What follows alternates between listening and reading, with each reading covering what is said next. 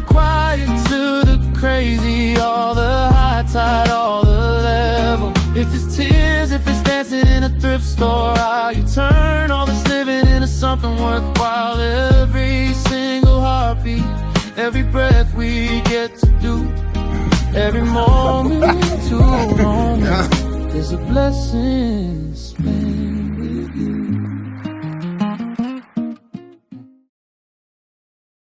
Hello and welcome back to Moment, the Newlywed Podcast with Rod and Natasha. I am Rod.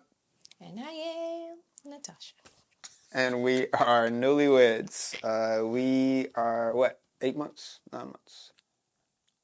What's today? It's May, so we are 9 months on next Friday. 9 months. We are seasoned now. And there's a special, next Friday, that's a special date we'll get to. Is it? At some point. What's next Friday? He said, is it? What's next Friday? He said, is it? What's next Friday? Babe, it's our anniversary. Of what? Vows. Oh! I don't know where to look. I don't know what camera to look in right now. It's here. You know, when you feel it, you can go. I don't even close You it. forgot. I didn't forget our anniversary. I didn't. I don't know what today is, really. It's been a busy week. It's been a lot of everything. If you're new here, welcome. We are two regular people who are believers in Jesus Christ. And one of the things that we believe is that our story should help somebody. And so we are telling our story. We've been through a lot as singles, and we are now embarking on marriage, like she said, almost 9 months in. And so we're just here to give y'all a piece of us and share with y'all what God has given us during the time. It's been a lot of changing, a lot of adapting, a lot of rearranging, a lot of cleaning, a lot of, everything. And so we just want to share that with y'all. We appreciate y'all coming back. This is chapter 7, right? Yeah. 7. It's chapter 7, and we call it Redemption. This one is special to me because I was kind of ripping and running. I wasn't like, I had a relationship with God that was tanking, but I didn't really think it was tanking. I was just kind of doing my own thing. And in this chapter, this is the part of our story where God takes a moment and really grabs my heart and yanks me back into the right position with him. And I love it because it was unexpected, totally unexpected. We advise, or we encourage y'all to go back and check out, 1 through 6. Really good story. It's getting even better though, so we're excited. We're gonna jump right into it. Where we leave off? We left off with us meeting at Target. Right. Reuniting. And it feels so good. We ran into each other at Target in an awkward place because we had not spoken to each other for like 4 we broke up in March. March, April, May, June, July, August, September. Oh, so it was like 7 months had passed since we had seen or heard from each other. So in March, she broke it off officially, and for whatever reasons that you had. My reasons were I went to God and I was just like, this, whatever was happening with you and I, it was heavy. It was too heavy to figure out, and I felt like it was too good, and then I wasn't worthy of having it. And so I went to God, and I remember being in my bathroom, and I said, I just want my family. I just want my family. And what did that mean, though? I just want my family meant comfort. I just want comfort. I just want what I know. I just want, I just want you to fix. I just want you to fix all the wrong that I knew he couldn't fix it, right? You knew I that don't God know. couldn't fix it I knew that what had happened mm-hmm. wasn't going to be fixed. in the relationship. Mm-hmm. Okay. That the trauma Mm-hmm. and the hurt, Mm-hmm. all that stuff is done, Mm-hmm. right? But there was something that was in me that was there was something in me settling with the fact that, okay, this is what he brings. Mm-hmm. This is what you guys have been through. This is what you want for your kids. This is what you want for yourself. Mm-hmm. This When is you say he, you mean me my or ex. the ex? Sorry. Okay. I'm just. This is what I'm speaking about. I'm in the bathroom Mm-hmm. talking to God. I just want my family back. Mm-hmm. What I had was the relationship I had with my ex. It was hard. It was the relationship I had with my ex. It was hard. It was toxic. It took a lot to be in it. It took a lot of energy. Took a lot of denying myself of happiness. Again, I put my kids first. Is what I thought I was doing. That's what I thought my behavior was me saying, I'll put myself to the side. I just want my kids to have what they're supposed to have. In a toxic Relationship. Mm-hmm. And so I'm in the bathroom begging for that. Mm-hmm. And so I take it upon myself Mm-hmm. to dismiss myself from what we were doing, you and I were doing, because it was too heavy. It was too good. It was too clean. Was it? It was too clean. And clean is the word that comes to my mind because of all of that toxicity. There's so much there that's dirty. Right. So was it in that relationship, and I was asking for that. Was it familiarity? Like, was this? That's why I say comfort. Mm-hmm. Yes, comfort. It's familiar. I know exactly what I'm going to get from this person. Mm-hmm. I don't have to guess. Mm-hmm. I know exactly what I'm going to get from this person. Mm-hmm. I know what I'm going to give. I know how far I'm going to go. I know how far I'm not. I know what my kids are going to get. Mm-hmm. This, I don't have to start fresh. I don't have to introduce my kids to someone else new. Right. So that's go where through the throes of this the new relationship. Like, and again, you came with something I never had before. I didn't know that world. That was unfamiliar to me. But it was something I wanted. So it's, even now talking about it, my brain hurts because I can't, because of where I was so confused about life, like about what's healthy, about where am I going. I was just really confused. What my kids deserve, what they need, how to keep them safe. Like, I was just really confused. And again, there wasn't a guide in my life to say, to walk me through things. Like, but also, in fairness, I was performing happiness.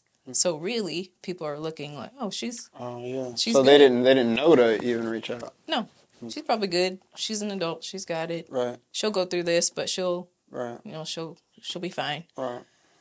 And so no, so it's fine. It's like I'm asking for help, non-verbally, not even, not sharing what's actually really going on. But I'm screaming for help. It's almost like you just want people to know that you got all these bags you're carrying and you want someone to help you. Right. Without having to spill all of it. Right. To spill everything. Right. And so I went that way. I walked away from you and just went that way because I knew exactly what I was going to get. And I went into that performing family season for 7 months. How was it? Like, was it exactly what you expected? It was exactly what I always did. It was exactly. And it's funny because alongside going to God and saying, I want my family.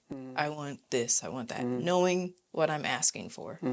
So it's like self-inflicting. Right. Right? Right. Hurt. But I'm also on this sanctification journey, this faith journey, Right. trying to get to know that Right. and feel it and touch it Right.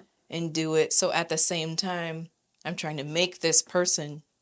Your ex. I'm trying to make my ex. I'm trying to model. I'm trying to model. This is the way we're going. You were trying to steer him into this this relationship with God journey that you're having, so that we can have this thing that I said I wanted, Right. so it works for me. He was not interested in that, and so it didn't get better. It didn't. It didn't. Nothing got cleaned up. Nothing got talked about. Nothing was healed. Right. It just all the wounds just stayed open. It's just there. Yeah. Now we're just. And we just kept doing what we always do. Right. You know. Right. And I remember, so I'm on this faith journey, new still, right? Getting to know it, walking through it. And I remember hearing a couple times in my spirit, I can't bless this. Really? I can't bless this. Anytime that I thought something was going to be good. So we did, there was a week we had where it was summer. So we're doing all these things with kids. It's family. We got movie nights and swimming and just all these different things. Okay. Kind of like a vacation, but Right. at home. Right. And I'm watching it all. It's almost like I was there and not there at the same Standing time. on the outside looking at it. And I'm watching it all, really wanting it. Do you have on your swimming suit? No. Oh. No, I didn't have one. You can't swim. I can't. A little bit. But really watching it on the outside, like, I really want this. I really want this thing. All the kids are happy. And Everybody's happy, swimming, Right. whatever, doing Coke and Mentos experiments. Like, it's just so much stuff is happening, right? Right. And I'm like, I love this. Sometime during that week, I heard in my spirit, I can't bless this. And I don't know. I don't know. Right. I'm new to the thing, right? So I don't know. Right. Because then every time I thought I was in it and it was good, we hit a wall and it was arguing. It was talks. I mean, it was just what it always is, which throws me backwards. Like, this is not that. So you're not even because of your the arena of toxicity you're in. You can't even stay consistent in your change. No. You can't even stay consistent in your pursuit toward your relationship with God. No. It's always kicking you back. And the spirit that he had, the spirit that I had, did not align. And they would just smack up against each other because if I was reading, if I was talking about God, there was always a tiff like around that. And not even about what I was doing, just something kept it from being aligned. Unified, but did you ever, at the time, did you understand being unequally yoked? Did you? I heard it, right? You hear it, and I hear that, I'm in a relationship, I'm like, okay, but can you become equally yoked? Like, come on, let's let's can do this. Can you create that? Right. I understand today that no. It's not something that we have anything to do with, really. Yeah. It's who we are and who God puts us with. Yeah. And you're absolutely right, because the Bible does say, be not unequally yoked. Yeah. So, in other words, it requires us to make a decision not to yoke up with somebody who who's not of like mind and heart. Yeah. And so anyway, when you and I came back together, that's the headspace I was in, coming out of falling on my knees, surrendering fully to this journey. Okay, I am taking my hands off. I cannot do it. I am so sorry for trying. I'm so sorry for trying to do it for you. But I can't take another door slam. I can't take another curse word yelled at me. I can't take another 1,000 octaves. yelling in my face. Right. Like, I can't take any more of that. So I bow out. Right. Then you can have it. Right. And so that happened before I met you at Target. Okay. Before we Right. So after we reconnected, going to your birthday, I'm in this space of just feeling my surrender out. Like taking it super serious, Right. connecting with it, spending, like, seriously drenching myself in it, because that's what I said. Right. I'm keeping my word this time, Oh, because thank you. I know when I do it, it looks like that. Right. And I want to see what it looks like when he does it. Right. So, That's what's up. yeah. And so when I came to see you for your birthday, or when we were planning to see each other for your birthday, that was an actual plan this time. Just saying. This is now round 2 Of birthdays? of birthdays. Yes. Round 2 of birthdays, and now we're in a good place. Now I can actually put a lot into this thought, into this gift and everything. And so, go ahead. so so again, I have fully surrendered. I am filling out my faith journey. I'm filling out my surrender, letting God speak and move and talk and guide. And as I'm getting ready for your birthday, Bible, gift. The gift is a Bible. I had never heard you talk about that fact that you had one or anything like that. I knew where you were and everything, like with all your stuff. And this could have been, now that I'm thinking right now, this could have been one of the same thing that I was doing in the relationship with my ex, trying to get you to a place. Right. Okay. It's the same reflex, right? Right. But I don't know. Come on, yeah. Rod, you know. I don't know what Right. it's gonna do, right? Right. So, Bible is what came to me. If she wasn't clear, Oh yeah, sorry. she got me a Bible for my birthday. Yes, I got him a Bible for his birthday. Personalized it, Embossed, right? Embossed it.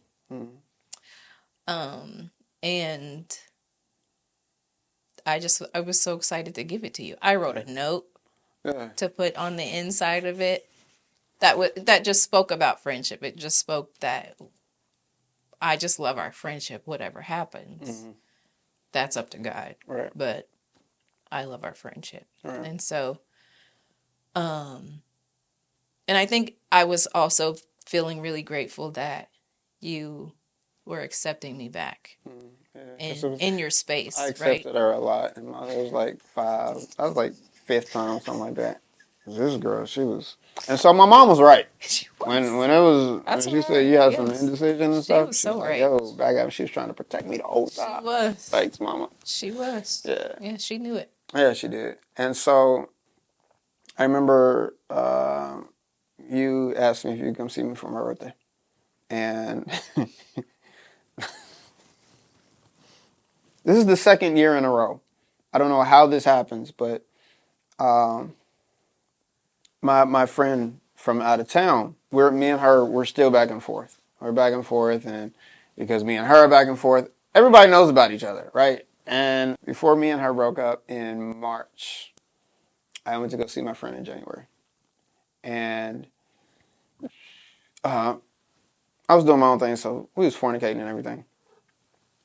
And it was interesting. There was a moment that happened, and I won't go into details. But it was a moment, it was a real quiet moment, and the Holy Spirit told me, don't touch her. Who? My friend, my out-of-town friend. He said, don't touch her. In other words, I shouldn't be sleeping with her. It sounds funny because I shouldn't have been sleeping with anybody, including her. But it was something very specific about his instruction that I could not touch that. And so I listened to it and I didn't. I heard it It went in an ear, it stayed in. And so from that point on, anytime that we were intimate, I felt like really, really weird. I felt a different type of, it was a different type of conviction. It was like there was something specific about this. Yes, all of it's sin. I'm not saying that's not. So all the people that want to crucify me in the comments, please don't. There was something specific about her that I wasn't. The out of town. The out of town friend. Yeah, there was something specific about the out of town friend that I was not supposed to be intimate with this girl. And so, in any case, fast forward back to November, back to my birthday. My out of town friend comes to see me on my birthday. Second time in a year that both my now wife and my then friend come to see me on my birthdays. Where, I'm sorry. where you grow up? I'm sorry. You be an adult, please. Okay. Um, So busy. yeah, I was busy beaver, or busy getting beaver, or whatever.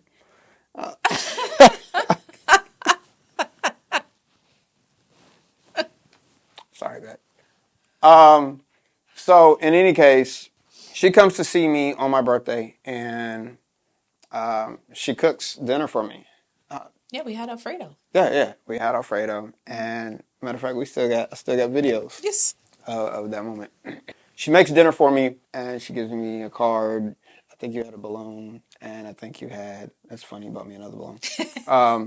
And you gave me a gift, and I open the gift, and it's a Bible. It has my name on it, and this gift, it floored me because the only people that had ever given me Bibles in my entire life were my parents. As kids, they seemed like they gave us a Bible every Christmas, but as we got older, they would have them embossed and everything. And I done lost all my Bibles over the years. I don't know what happened. Leaving my church on the pew. I don't know what happened. So she gives me this Bible, and I'm like, man, this woman in my life, regardless of the ins and outs, regardless of the ups and downs, and regardless of everything we're going back and forth and all of this, she is propelling me. She's pushing me to the cross. And I know in my life, that's what I need. You know, as believers, that's what we all need. You know, we need somebody who's going to, you know, pull us, who's going to say, hey, and now we can say no, right? Mm-hmm. But if you've been called by God, then that call is going to be strong. And if you got a person that's pushing you, it's going to help accelerate the process if you say yes. And so now it's on my head. It's on my head, it's on my heart, and it was like really special. And so she leaves, my friend comes, and comes from out of town. She comes to see me for my birthday for like 3 days or something like that. 3 or 4 days. Sorry, I just had a memory. She comes to my place, and the first thing she does is kind of look around. I see her eyes scanning. She's scanning for me. She's scanning because I'm an honest person. Like I got issues, right? My wife knows I got issues. I got problems. I'm a regular human being. But one thing I'm not going to do is lie to you, right? I mean, I tell you everything, right? But if it comes out of my mouth, it's going to be the truth. He said you have to ask the right questions. We'll get to that. We'll get to that. You ain't got to fast forward. So she knows about my friend out of town. My friend out of town knows about if there's been times where I was out with her, and I'll be like, yo, I'm with her. I'll holler back at you later, and vice versa. And so she comes in knowing or having an idea that she had been there, right? So she's kind of scanning the room. She doesn't know that I noticed her scanning the room. But my friend is scanning the room for remnants. In essence. Huh? In essence. In essence. And so my friend, she buys me, for my birthday, she gets me a hat. She gets me a really nice hat. And it's engraved. You know, it's got my initials on it. And I like hats. When you grow up, And what? I I just had a thought. I was like, oh, we both got you embossed things for that same birthday. you did. Yeah, That's interesting. yeah, that was interesting. That's all. I gotta make it through this chapter. So, I get the hat, and like we have good time, and we are intimate that night. You and your... Me and my friend, we're intimate that night, and I was bothered. Like I was really really bothered because part of me, part of me, I felt the pull of God. I felt it, right? And I also remember God told me, "Yo, you do not touch this girl." So we were intimate, and I was bothered. Had a great time. I didn't mean to say that. I meant. Leave that in there so I can respond to that. Leave that. We're not going to pull that out of here. I'm sorry, babe. It was what it was. And so but I woke up the next morning and like I felt so convicted, like super heavy. And I went. It was your birthday, so you probably got a good gift, didn't you? All the things. Do we have to do this now? Oh, the cameras are rolling.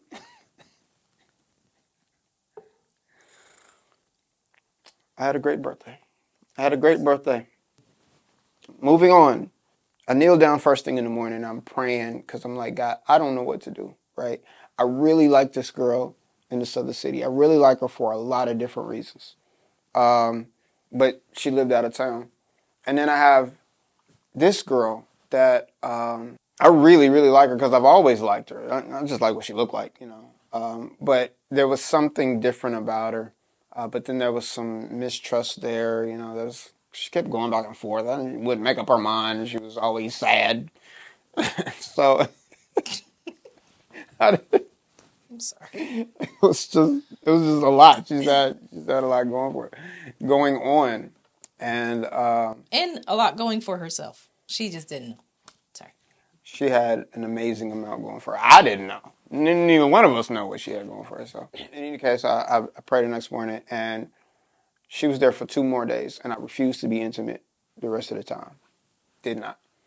And because by now I'm starting to surrender, you know, I'm starting to, okay, God, your voice is clear, you know, Yeah.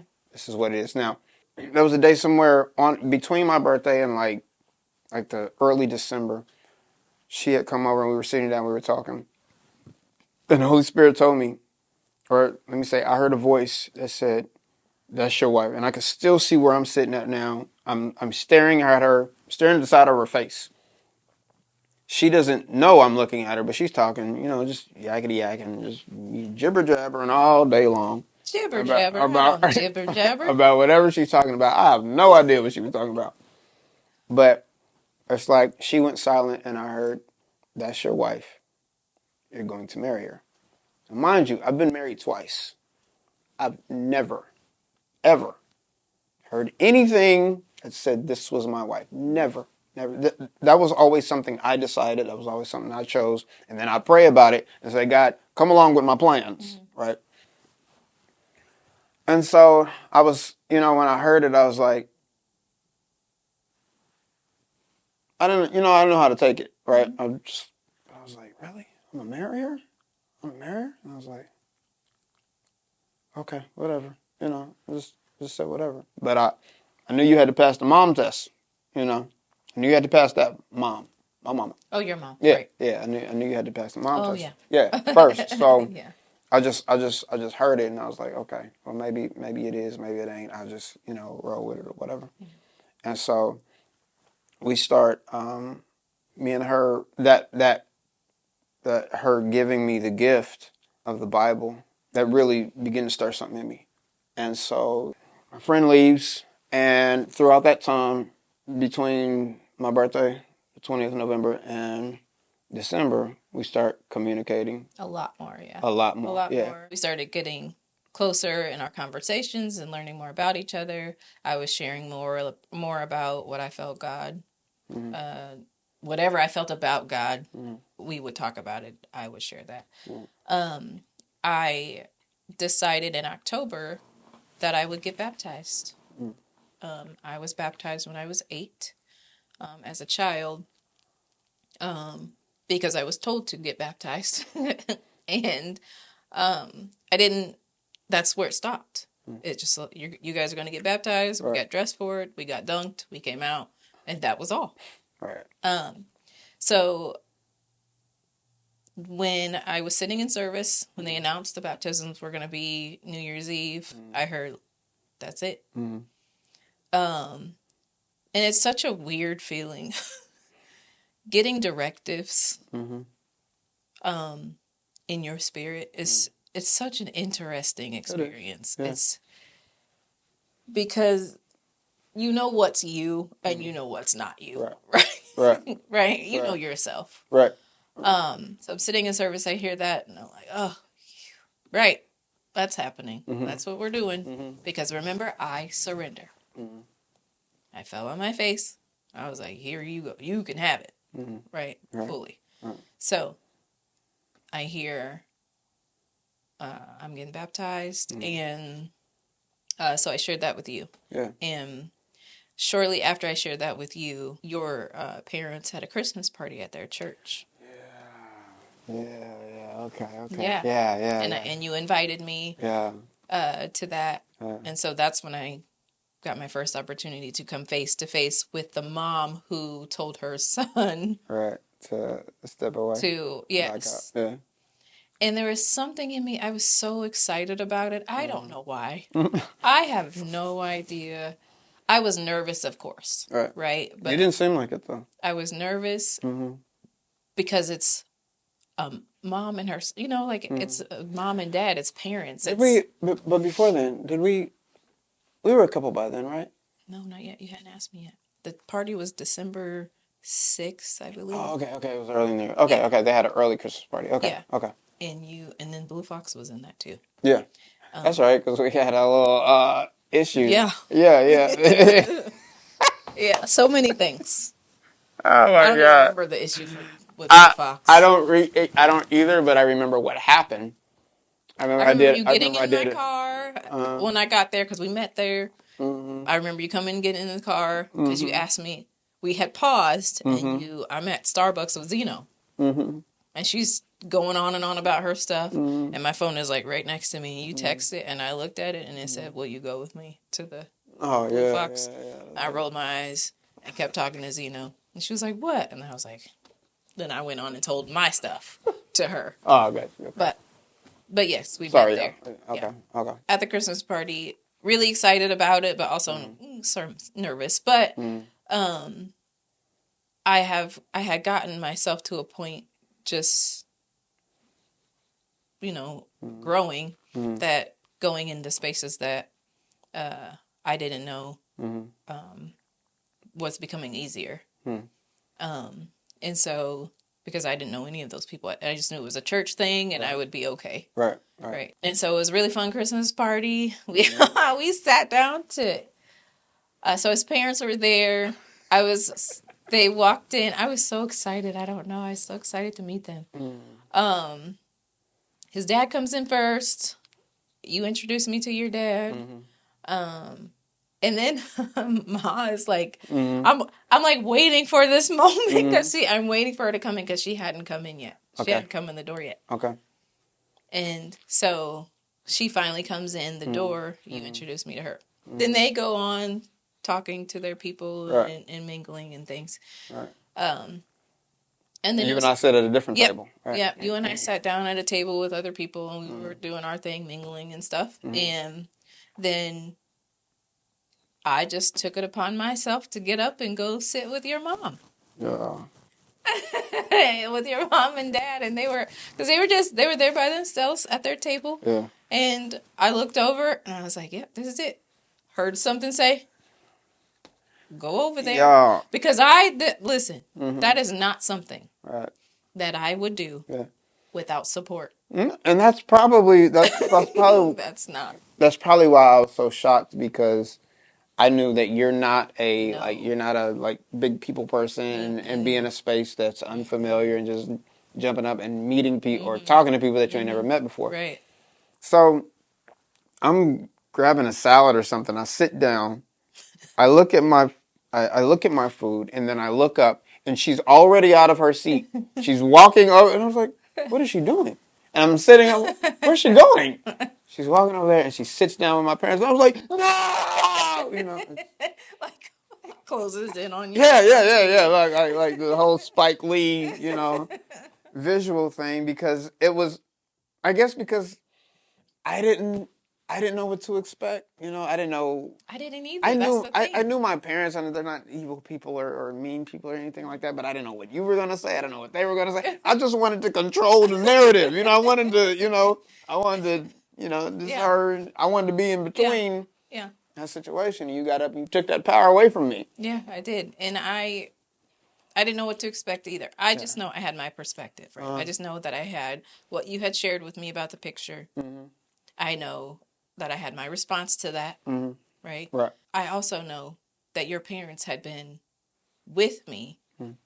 since that day you told me about the picture, her response to the picture. I would always ask about them. Mm-hmm. Yeah. They were just, Yeah.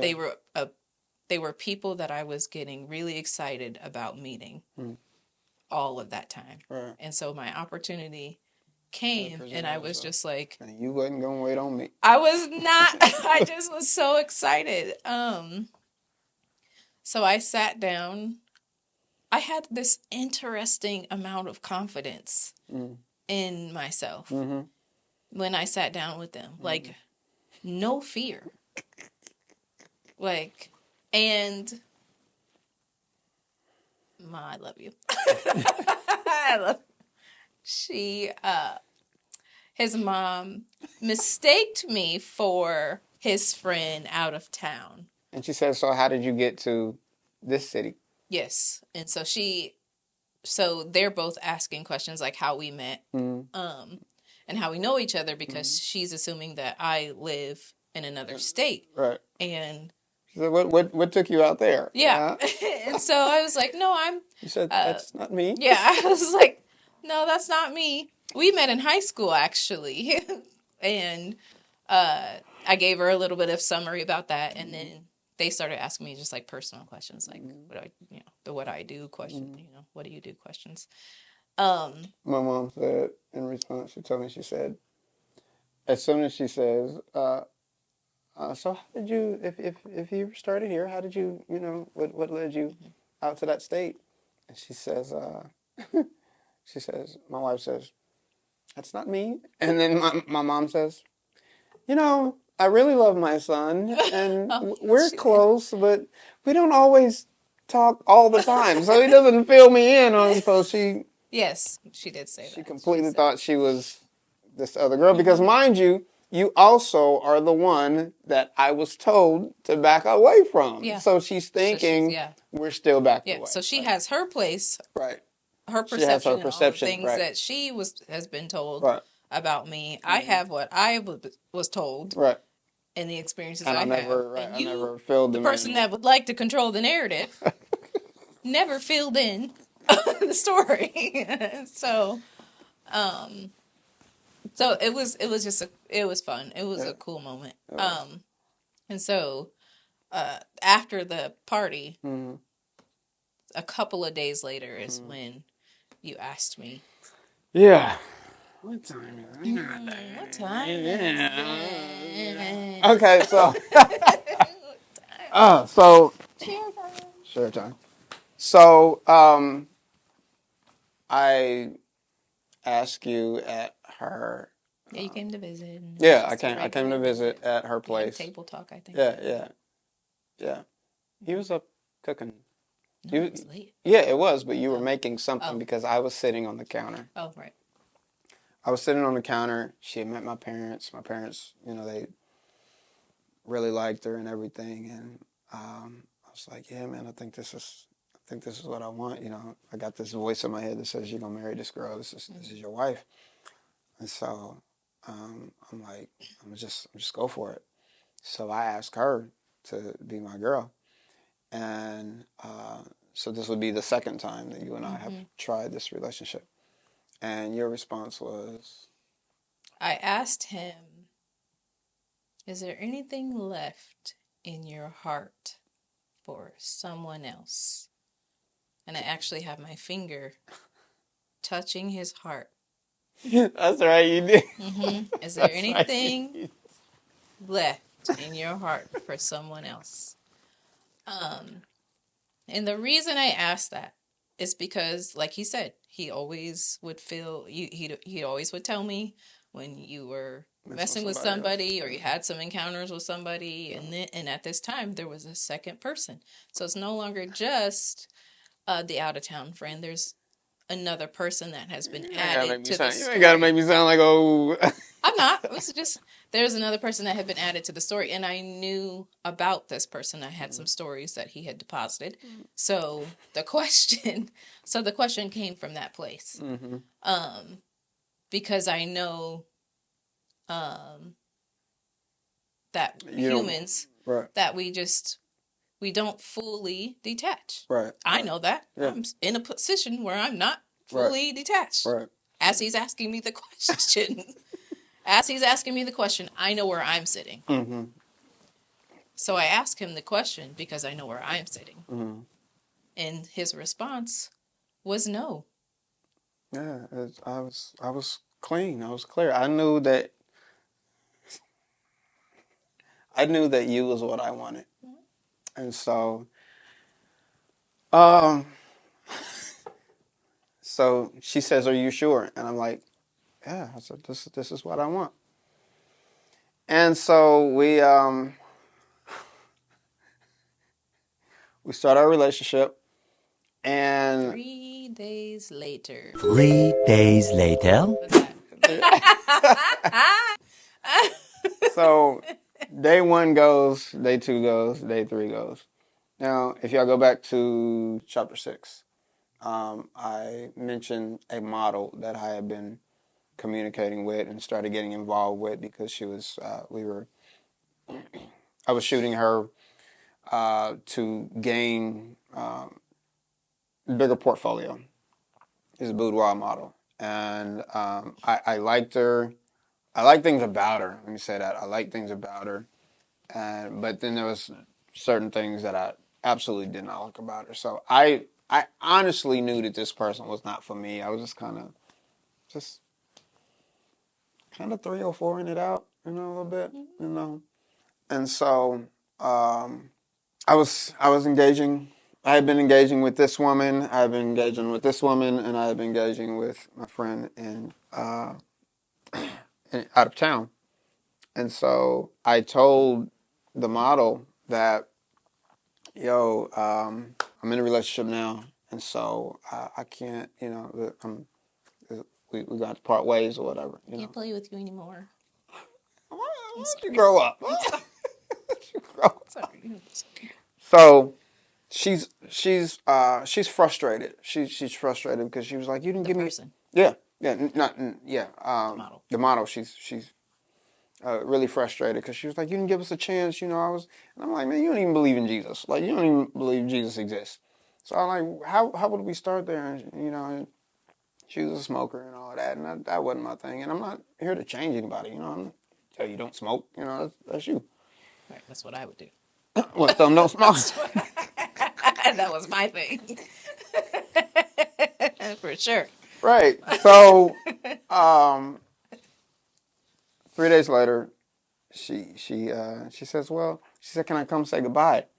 I'm coming here to the studio to prep some things for a shoot. And she says, can I come say goodbye? And I was like, I don't think that's a good idea. And she says, why not? I just want to. She says, I feel like you owe it to me. You didn't give us a chance. You didn't give us a real shot because we had went on dates. We had went places. We had hung out. And so she liked me, and I liked parts of her. And so, shut up, grow up. Excuse my wife. She has some maturing to do. It's gonna settle. And so she comes by the studio, or I give in. I'm like, I remember it was raining that day. I was on the phone with her, and I was like, she said, I just want to say goodbye. And I'm like, all right, fine. Because I felt like, I'm a nice guy. I got friends, people like me. And so, He's a very nice guy. see, even she liked me. Sometimes too nice. You know what? You can never be too, well, Yes, you as a can. married person, you can't be too nice. Yeah, Yeah. or think that way. So she comes by the studio, and I'm like, okay, all right, well, I'm sorry. We get ready to say our goodbyes, and she says gonna have a hug, so we hug, and again, I like parts of this girl, right? I like parts of her, and so the hug lasts a little longer than it should, and we kind of close and everything. And I'm in a relationship with Natasha. And so we were looking in each other's eyes and we kind of smooch and, we were kissing a little bit, and I'm like, okay. I said, you got to roll, right? And I said, is this cheating? And she said, it depends on how you define cheating. I was about to kiss her or not. And she says, I don't think it's cheating. So I said, no, this is pretty much cheating. I said, you gotta roll. And she was like, trying to figure out how to say it. And I'll just skip past the pleasantries. She makes an advance, and this advance gets pretty intense, and she gets to a point that it shouldn't have got to, and I pushed her off, and I was like, yo, you got to roll, you got to roll, because I love you, babe, Yeah. And so when I pushed her off, she's really annoyed now. Now she's angry at me. She's frustrated because it went all the way to a point, and then I cut it off. So I guess she's embarrassed and all of that. That I even had the strength to stop it. But that's what it was. What it was. I had that experience. Called my girlfriend, hey babe, I love you. I was a dog for that. But in fairness, I didn't go all the way. Yeah. Didn't go all the way. Oh God! Why do we have to tell this stuff? So I'm. Here's the truth. I wasn't really feeling like real bad because I'm thinking I won. I right? remember. Yeah. I remember that. I'm thinking I'm won when this woman puts this type of pressure on you and she gets this far, and you able to, not even like just say, oh, we here, this is what's happening. I felt like I won. I felt like, yeah. You defeated the giant. Yeah, I did. Giant knocked me down a little bit, But I was like, At the end, you won. Yeah. The struggle. Yeah, I won. And so I didn't have this like real hard or heavy conviction about this because I felt like I didn't go all the way through with it, And so I'm having my relationship with my woman, and January, or we have Christmas, right? Christmas comes, and Christmas comes. yeah, Christmas comes, and with Christmas comes more problems. More problems. More challenges. Yeah, more challenges. It gets deeper. We gonna stop it right here though, and let y'all click over to the next chapter. Yeah. Please check back because this is we done spent 7 chapters working up to these moments right here. This is where things start changing. This is where like everything. The story blows up from here. Yeah, it definitely blows up. And so, before we leave, tell me one thing that you are thankful to God for about me and your husband? I am thankful to God that when I was anytime I'm in my spaces, but specifically in the times when I was growing, when I was early in my early times of growing, that you allowed the releases. What do you mean? You allowed me to walk away without guilt, without struggle, without shame, right? You mean when you wanted to leave, I let you Yeah, leave? those times Okay. you would Yeah. let me leave. Yeah. As my husband, I think those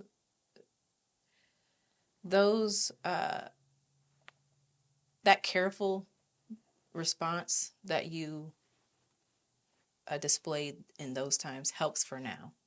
It helps for now when I am in spaces where I could, because my lack of growth shows up sometimes in some areas, and just the places that I still need help with. You're there, right? And so allowing me to release myself or to check out if I need to. You did it then, and you still do it now. You're very consistent in how you have always been with me, and so I'm grateful for your consistency in the way that you've handled me all this time. It's the same. Nothing has changed really, other than the fact that you're my husband, and we've grown a bit together and individually. So I appreciate that. what is it that you are grateful what is it that you are grateful to God for in me? I'm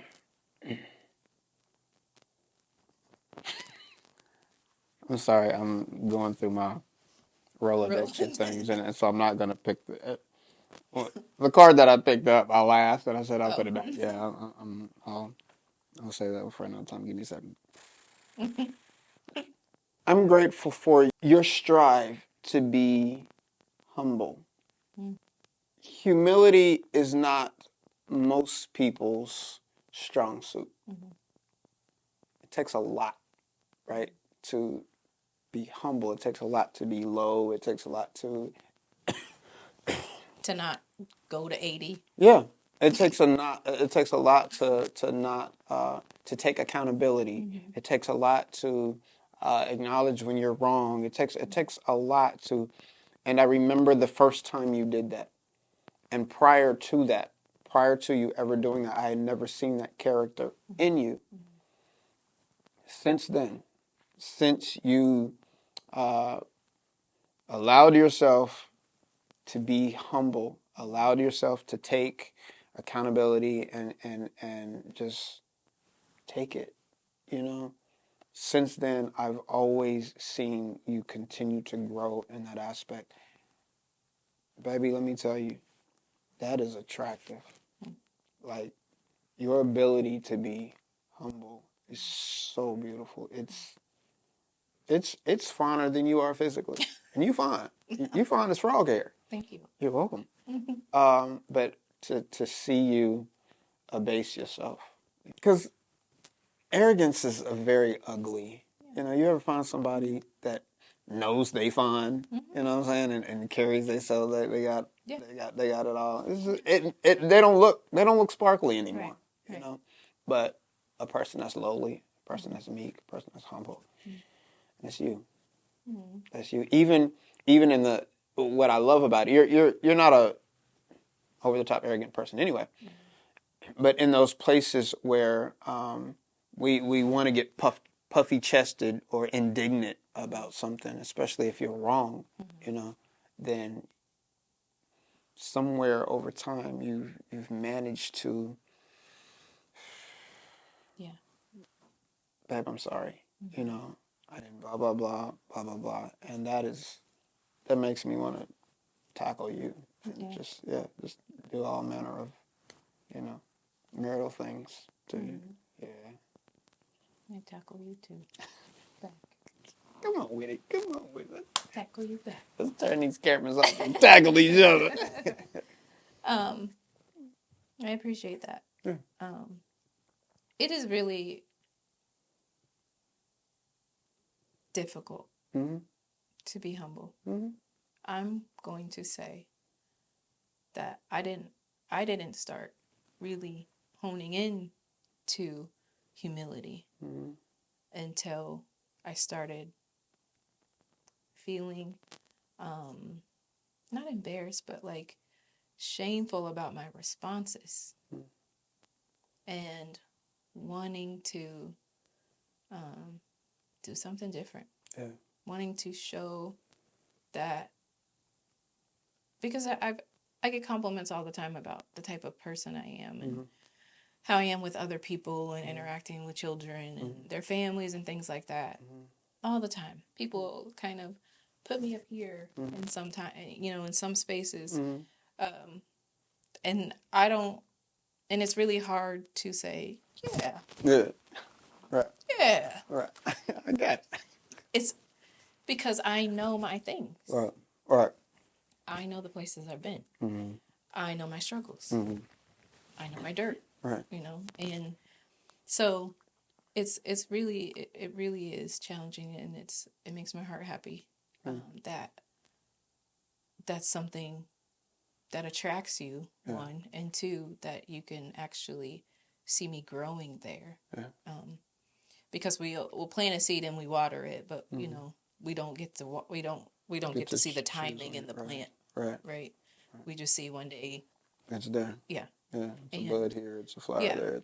And then we're just like, oh my gosh. It's a whole tree. And so I appreciate that. Absolutely. And thank you for being the watering can. I'll go there. I think that, like, you have been. Like, you have been a watering can in my life. And there are very few watering cans in my life. Very few. So You've been a consistent watering can. Thanks. I mean, there are a lot of thirsty women out there, and except for I was a thirsty seed that needed growing, and so I think they all would say that. Yes. Yeah. And so you were that But person. I thank God for being the seed that He chose for me. I thank God for you being the seed that He chose for me. Yeah. I do too. Yeah. Love you. Love you too, Mama. Yo, we're going to wrap up. Come back. Chapter 8 gets explosive. We love y'all. We appreciate y'all. We appreciate y'all. Take the time. Tell somebody how you appreciate them, why you appreciate them. You never know what tomorrow's going to bring. You never know if tomorrow's going to come. Yeah. Especially in this country. Yeah. So take that time. Tell them you love them. Tell them why you love them. Tell them that you're grateful for them. And we'll see you back here on Moment to Moment, the Newlywed Podcast with Rod and Natasha. Thanks.